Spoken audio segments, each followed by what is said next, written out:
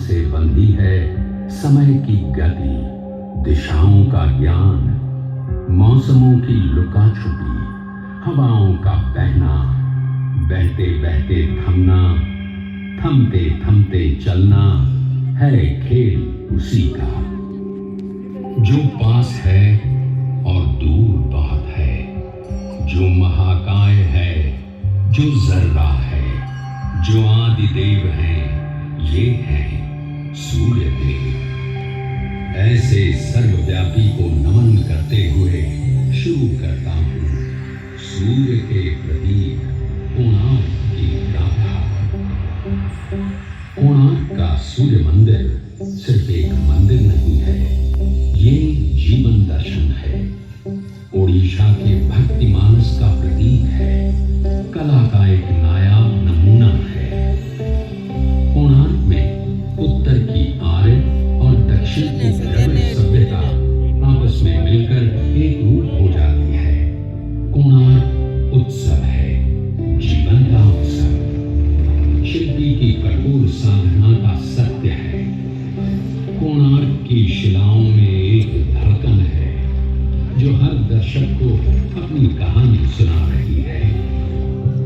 मैं सुन रहा हूँ अमरकंटक की पहाड़ियों से आती हुई महानदी की कलकल।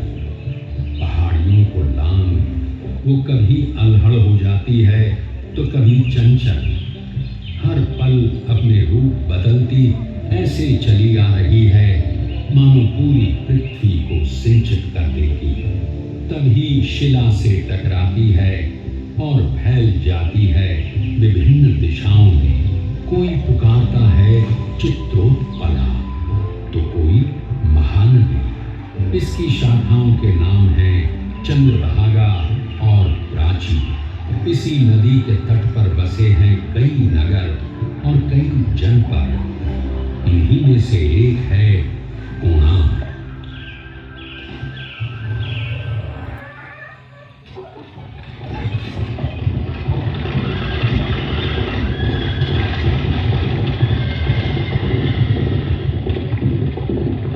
सूर्य मानव सभ्यता का आदि ईश्वर है, जगतचर्या का प्रतीक है। ऋग्वेद में इसकी चर्चा इसी रूप में होती है। सूर्य के भाई अग्नि और वायु हैं, यही जगत रचयिता हैं। वो रथ पर सवार होकर आते हैं। रथ प्रतीक है इस ब्रह्मांड का। उसके पहिए समय हैं तो प्रतीक हैं गति के। इसके रथ में जुटे हैं 7 घोड़े, सतरंगी किरणों वाले। उसके पहिए की 12 रेखाएं 12 महीने हैं। उसके चलने से मौसम बदलते हैं। सूर्य के 720 पुत्र हैं, दिन और रात के जोड़े में। सूर्य प्रतीक है गति का, जीवन का, इसलिए वो आराध्य है। आदिम सभ्यता स्वयं को उसी का अंश मानती आई है। ईसा की 9वीं सदी में केसरी रियासत के महाराजा पुरंदर केसरी सूर्य के परम उपासक थे। उन्होंने कोणार्क जनपद में पहला सूर्य मंदिर बनवाया।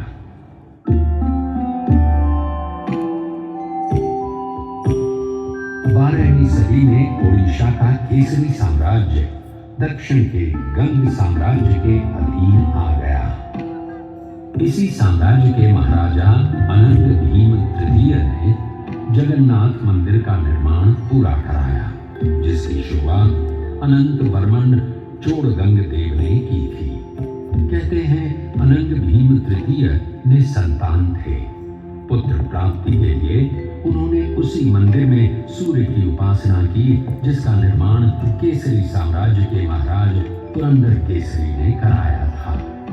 उपासना सफल हुई और नरसिंह देव प्रथम का जन्म हुआ।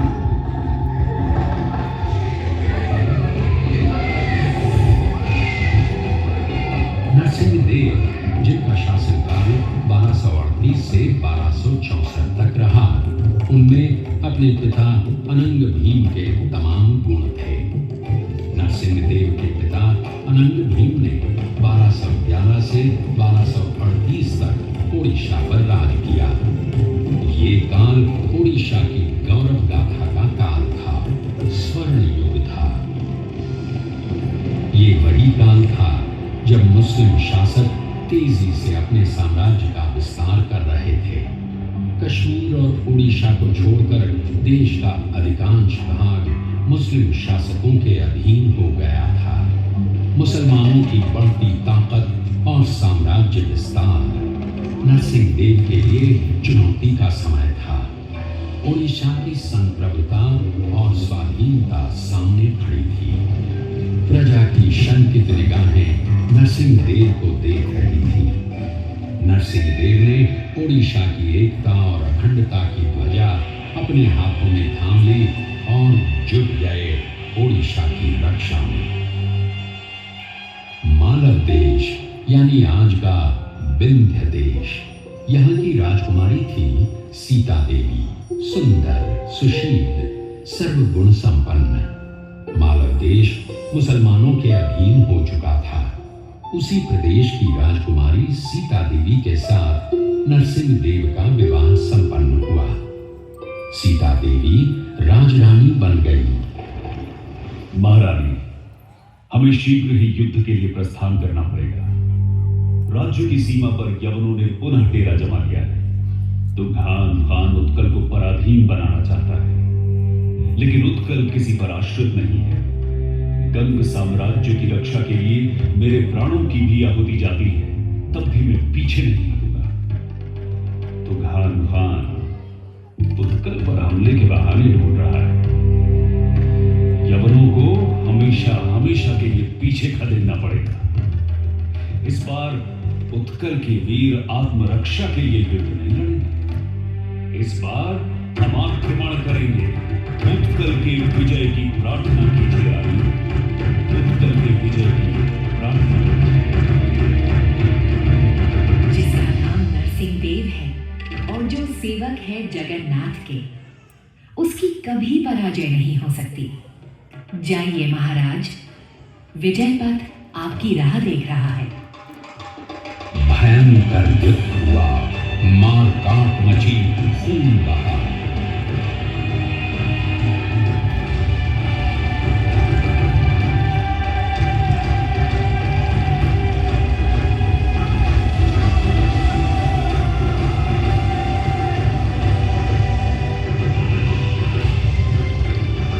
नरसिंहदेव की वीरता और पाइक वीरों के युद्ध कौशल के आगे तुगान खान की पराजय निश्चित थी।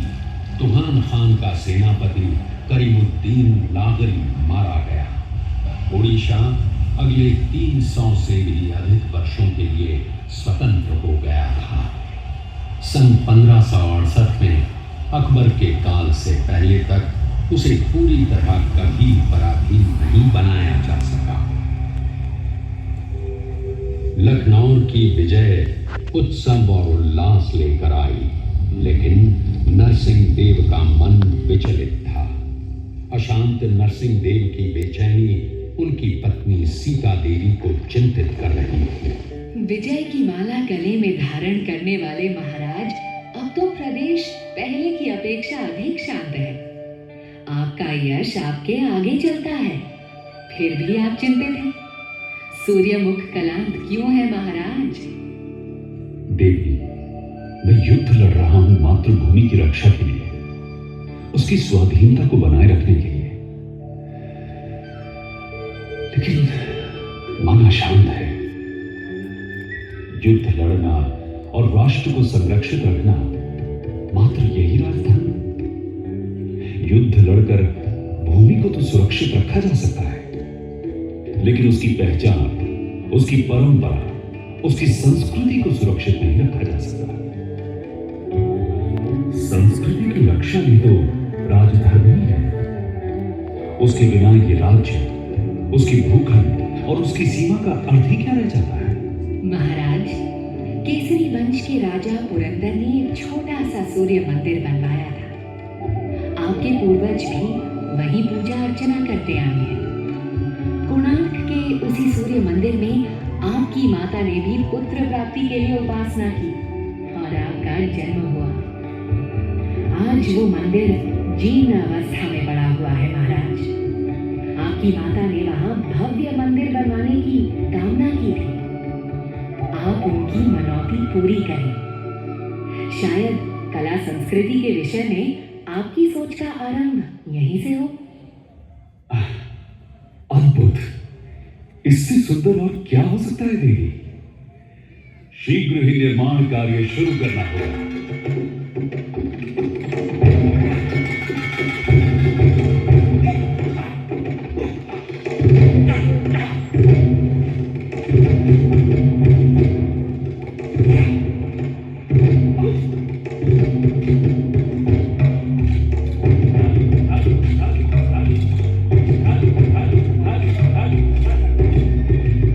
निर्माण योजना पर कार्य रूप दिया जाने लगा। मंत्रियों और शिल्पियों के साथ सलाह मशवरा शुरू हो गया। ओडिशा के वास्तुकार मंदिर निर्माण में सिद्ध थे। ईसा की 7वीं सदी से अब तक ओडिशा के शिल्पी उम्दा भवनों और मंदिरों का निर्माण करते आए थे। ओडिशा के अलग अलग प्रांतों से कारीगर बुलाए जाने लगे। मंत्री शिवेई सामंतरा महापात्रा को योजना का कार्यभार सौंप दिया गया। उधर सीमा पर फिर से युद्ध छिड़ गया था। सुल्तान इल्तुतमिश ने इख्तियारुद्दीन उज़्बेक को गौड़ प्रदेश का शासक बना दिया था। एक तरफ कोणार्क में मंदिर निर्माण का कार्य चल रहा था, दूसरी तरफ सीमा पर युद्ध। नरसिंह देव ने बांकुड़ा और हुगली के इलाके जीत लिए। कोणार्क का सूर्य मंदिर नरसिंह देव की विजय का प्रतीक बन गया। कारीगर उत्साह से भर गए। बेजान पत्थरों में जान डाली जाने लगी।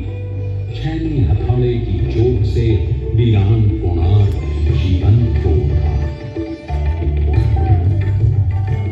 कोणार्क के जर्रे जर्रे में इतिहास छिपा है। हर शिला अपनी ही कथा कहती नजर आती है।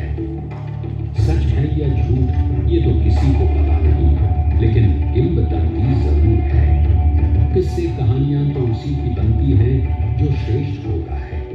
तो इन किस्से कहानियों से ये जरूर पता चलता है कि कोणार्क श्रेष्ठ है। द्वापर युग था। श्री कृष्ण की 8 पटरानियों में से जामवंती के गर्भ से जन्मे सांब। सांब रूपवान थे। अपने रूप पर उन्हें गर्व भी था।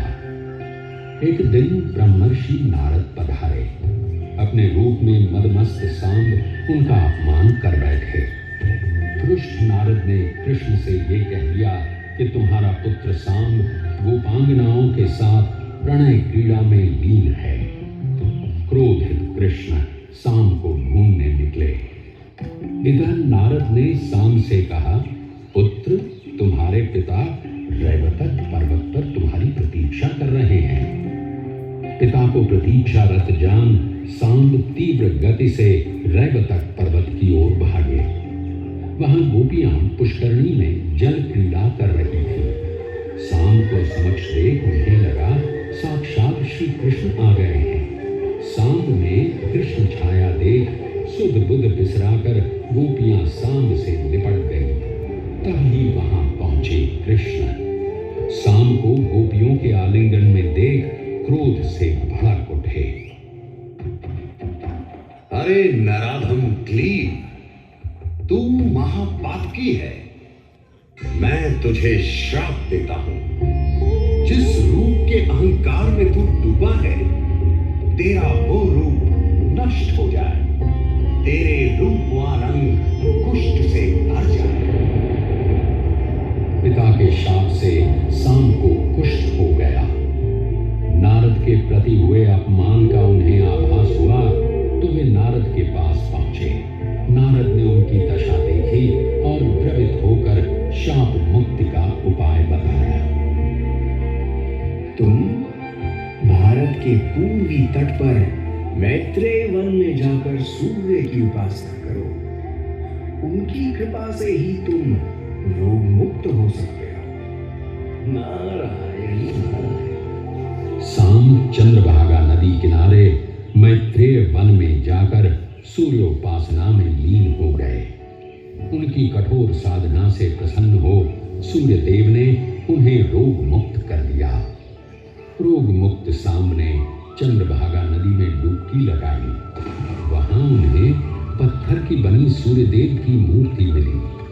उन्होंने मंदिर बनवा वहीं उसकी स्थापना कर दी। सांब की वो साधना पीठ आज कोणार्क मठ के नाम से जानी जाती है और आज भी देश के विभिन्न हिस्सों के कुष्ठ रोगी रोग मुक्ति की कामना के लिए यहाँ आते हैं। ये कथा है सांब पुराण की, पौराणिक है। उड़ीसा के जनमानस की कथा है। इतिहास का इससे कोई सरोकार नहीं है। कोणार्क निर्माण में कितना समय लगेगा, कितने कारीगर काम करेंगे, कितना अर्थ व्यय होगा, सारा हिसाब लगाया जा चुका था। भ्रमरवर हरिचंदन आय व्यय की देखभाल कर रहे थे। पुरी से 19 मील उत्तर पूर्व पदमतोला गंड नामक पुष्करणी को भरकर मंदिर बनाने का फैसला ले लिया गया। उड़ीसा के विभिन्न इलाकों से चुन चुन कर कारीगर बुलाए गए। दूर दूर के पहाड़ों से पत्थर लाए जाने लगे। चित्रकोंडा, माकंडा, रेगेड़ा, श्वेत, श्याम किस्म किस्म के पत्थर और नील रंग का ग्रेनाइट लाया गया नीलगिरी से। नवग्रह के लिए शिला आई 642 मन की। मंदिर के ऊपर कलश स्थापना के लिए 56,000 मन का 25 फीट ऊंचा शिलाखंड जलमार्ग द्वारा 100 मील से भी अधिक दूरी से लाया गया। न सिर्फ इसे लाया गया बल्कि 200 फीट ऊंचे मंदिर के शिखर पर चढ़ाया भी गया। शिल्पियों का अद्भुत कौशल और लगन अचंभित कर देने वाले थे। कुल 1200 कारीगर लगाए गए निर्माण कार्य में काम पूरा करने के लिए और समय निर्धारित किया गया 12 वर्षों का। महाराज नरसिंह देव स्वयं रुचि ले रहे थे निर्माण कार्य में।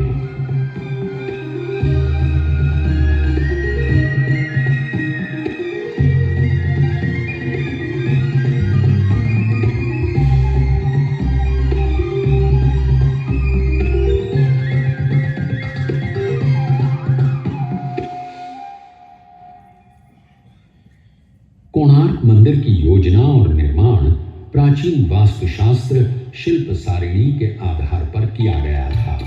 इसकी निर्माण योजना को देखें तो ये लगभग वैसा ही है जैसे भुवनेश्वर का यमेश्वर मंदिर।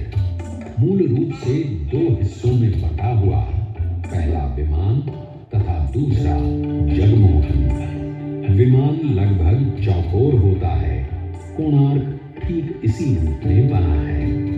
केंद्रीय मंदिर रथ की आकृति में बना है।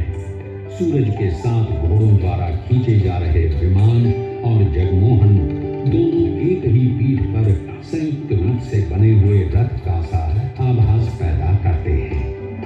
सूर्य रथ में 24 पहिए हैं और 7 दिनों के प्रतीक देते 7 घोड़े रथ को खींचते नजर आते हैं। पूर्व की ओर कुछ हटकर नाट्य मंदिर बना है। मुख्यशाला और नाट्य मंदिर के बीच में अरुण स्तंभ था। मुख्य मंदिर के दक्षिण पूर्व सूर्य शक्ति छाया देवी का मंदिर है।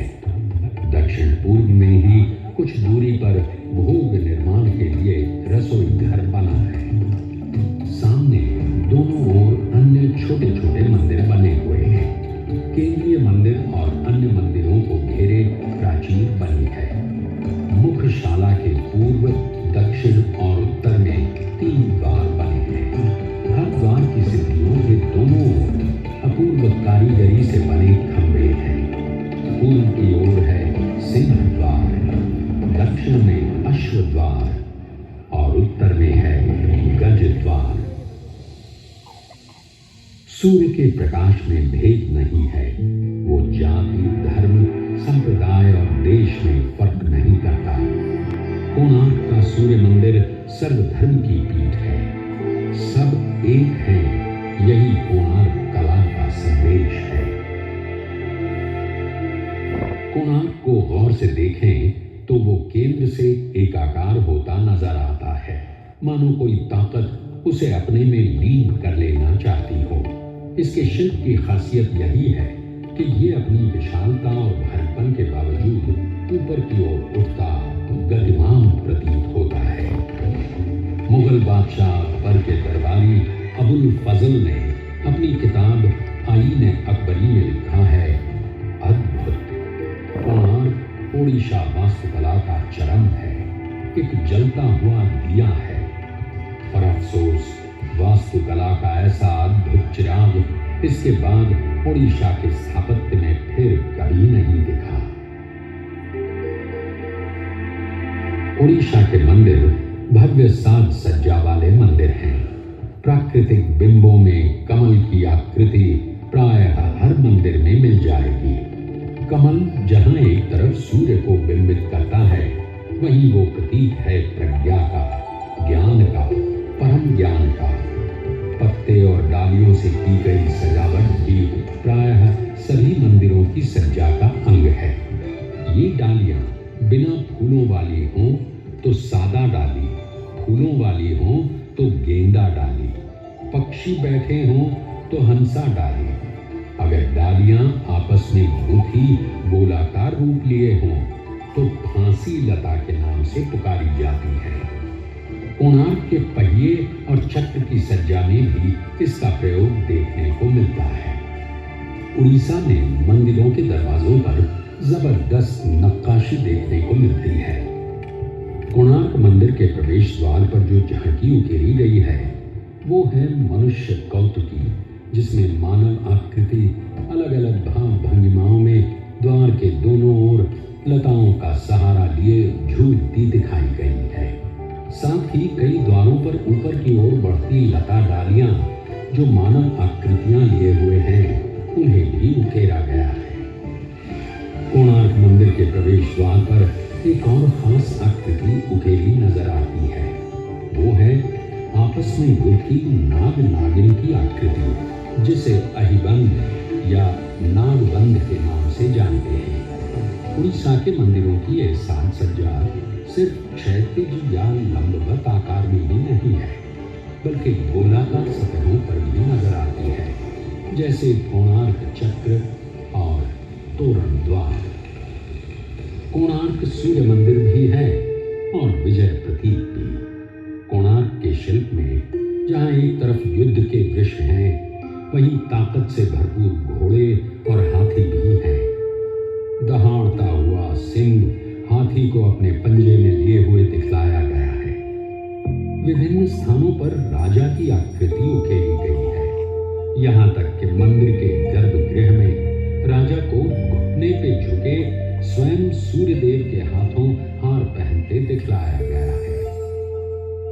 कोणार्क उड़ीसा मंदिर वास्तुकला का अंतिम मंदिर है, जहां परंपरा के साथ साथ कला की नई दृष्टि का मिलन साफ देखने को मिलता है। वास्तुकला के परंपरागत विषयों और बिंबों से हटकर नए विषय और प्रतीक परंपरा को आगे ले जाते नजर आते हैं।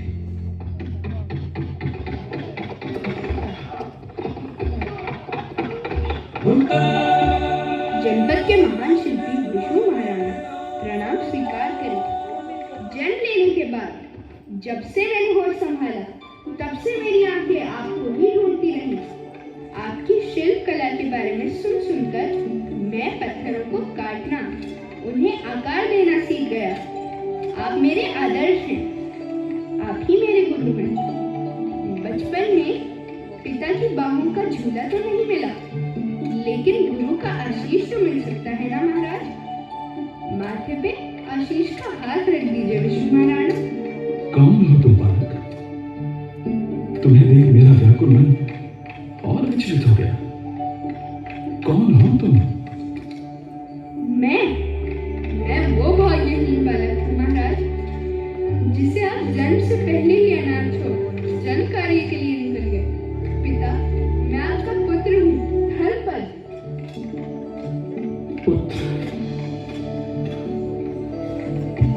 शिल्पी जीवन 12 वर्षों तक जिसे भूला रहा, आज वो सामने खड़ा है, जिसे गले लगाने को जी चाहता है, घंटों महीनों जिसे निहारने बातें करने का मन करता है। लेकिन हाय रे दुर्भाग्य, 1200 शिल्पियों के प्राण पुत्र स्नेह से अधिक प्रिय है। क्षमा पुत्र, मैं विवश हूं।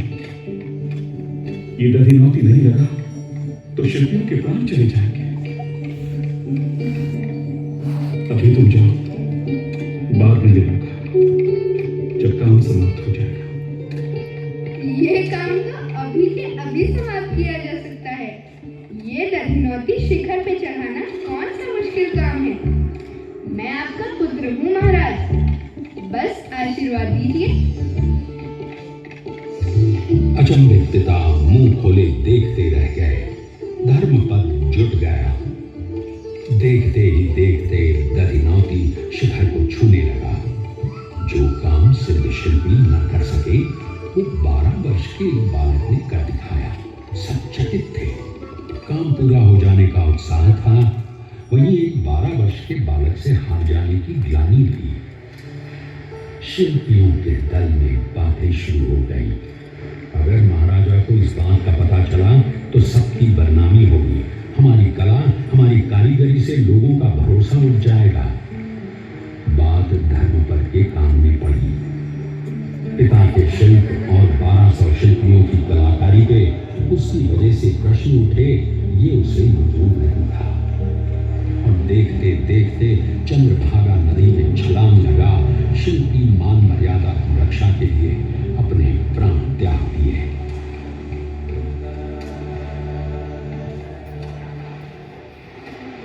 ये किस्सा है या सच पता नहीं, लेकिन शिल्पी का शिल्प के प्रति सम्मान और आस्था को अवश्य दिखलाता है। 1200 शिल्पियों की 12 वर्षों की अनथक साधना के बाद कोणार्क का अद्वितीय सूर्य मंदिर बनकर तैयार हुआ। राजा नरसिंह देव की कामना ने आकार रूप ग्रहण किया। इसके बनने के उपलक्ष्य में जबरदस्त समारोह का आयोजन किया गया।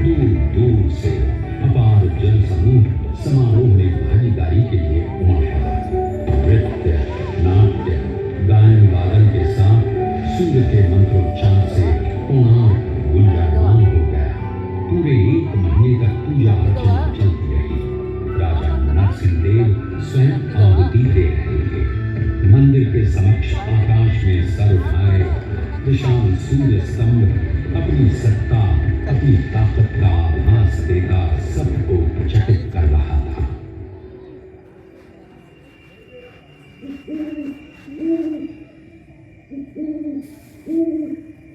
तेरहवीं शताब्दी के मध्य में बना हिंदू वास्तुकला का ये नायाब नमूना कैसे और कब अपनी चमक खो बैठा, एक बियाबान जंगल में दब गया, इसकी ठीक जानकारी नहीं मिलती है। पद्म क्षेत्र देवला कर्मांगी के ताड़पत्र के अंतिम हिस्से में कहा गया है, वर्षों तक पद्म क्षेत्र में मेरे द्वारा बताई नीति से सेवकों ने सूर्य की आराधना नहीं की। परिणाम स्वरूप सूर्य देव इस मंदिर को छोड़ चले गए। हालांकि ये बात कब लिखी गई इसकी जानकारी नहीं मिलती, इसलिए इसे भी साक्ष्य रूप में नहीं माना जा सकता। कोणार्क में घूमते गाइड आपको अक्सर बताएंगे कि इसके विध्वंस की वजह और कुछ नहीं बल्कि महान नाविक क्रिस्टोफर कोलंबस की कारस्तानी थी। प्रचलित है कि मुख्यशाला के ऊपर एक विशाल चुंबक स्थापित था, जिसका चुंबकीय क्षेत्र इतना अधिक शक्तिशाली था कि कि वो सुदूर समुद्र में नौ संचालन में बाधा उत्पन्न करता था। कोलंबस जैसे महान नाविक को ये भला कैसे रास आता, तो उसने इसे उखाड़ फेंकवाया। कहते हैं कि चुंबक के हटते ही मुखशाला चरमरा के गिर पड़ी।